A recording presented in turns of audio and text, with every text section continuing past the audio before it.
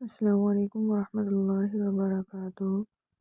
آج کا میرا وظیفہ سر درد کے لیے ہے۔ اگر کسی شخص کے سر میں درد ہو، آدھے سر میں درد ہو یا مکمل، اسے چاہیے کہ یہ دو آیات پڑھے۔ اول آخر درود شریف کے ساتھ 11 مرتبہ یہ آیت پڑھیں۔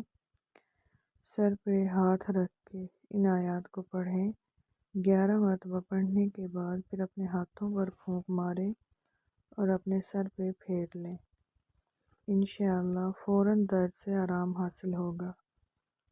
یہ خود اپنے لیے بھی پڑھ سکتے ہیں، اگر کسی اور کے سر میں درد ہے تو اس کو بھی دم کر سکتے ہیں۔ پڑھنے کا طریقہ یہی ہے، اول آخر درود شریف کے ساتھ 11 مرتبہ یہ آیات پڑھیں اور ہاتھوں پہ پھونک مار کے سر پہ پھیر لیں۔ لیکن اگر جب دوسرے کو کریں دم تو پھر ہاتھوں پہ پھونک مارنے کی ضرورت نہیں ہے، بلکہ ڈائریکٹ اس کے سر پہ پھونک ماریں۔ نہایت آزمودہ وظیفہ ہے، انشاءاللہ ضرور فائدہ حاصل ہوگا۔ جزاک اللہ خیرہ۔